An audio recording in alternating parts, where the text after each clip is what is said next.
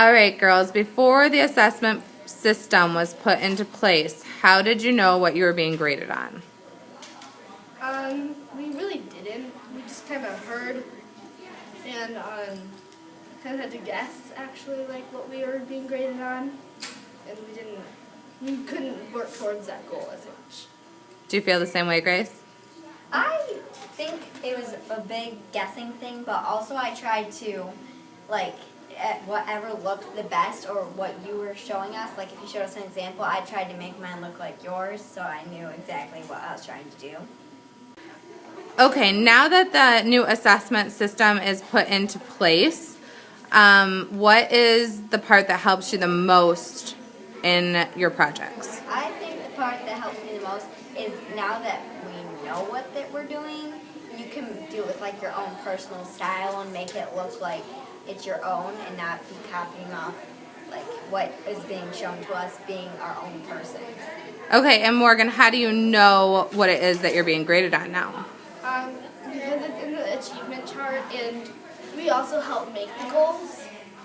So it also helps when we're making the goals because it feels like it's more achievable. How do you guys feel about the peer critique part of the assessment system, talking with your peers about your project? I feel like it's really helpful to like know what other people think about what you're doing, because sometimes you're not honest with yourself. You're either too hard on yourself or you like feel like you did an amazing job and maybe it's not amazing like you think it is. I feel that the peer critique is really helpful because, like, with yourself, if you're just grading it yourself, you don't really see all the flaws that you really put into paper. You see, well, this is my style, so maybe it's supposed to be that way, so it's not a big problem. So with the people telling you, well, it would make it better if you did this, then you know exactly, well, maybe if I try and see this, then it would look better. What about the objectives? Like, does the peer critique help you maybe meet objectives that you had forgotten about?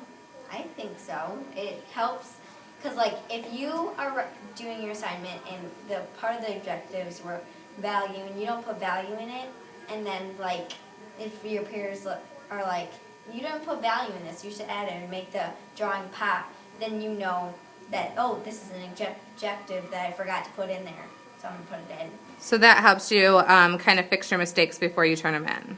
Yeah. All right. How do you feel about the self-assessment part? Do you enjoy grading yourself? Do you think it's helpful?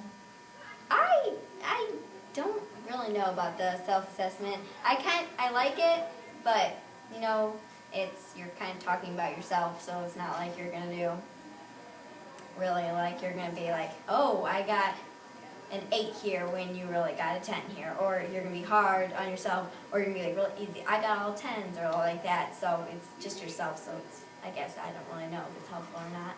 Yeah, I agree. Like someone who's kind of like shy, like they might say like, oh, I only got a 5 on this, and really they did amazing, and they got a 10, or sometimes you're like, I did amazing and it's not amazing. So yeah. I agree. I think that that's definitely a flaw of self-assessment. But part of the self-assessment process is supposed to be, since it's a creative project, it's supposed to be helping your teacher kind of gauge where you thought that you were at during the entire process.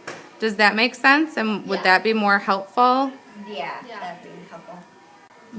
Last, what about receiving more feedback from Mrs. Powers as far as getting your achievement chart back and her grading them, as well as the comments on the achievement charts? I feel like it really helps because it lets you know like what you need to work on still or what you're losing points on. And also it does feel good when you give yourself like an 8 and she gives you a 10.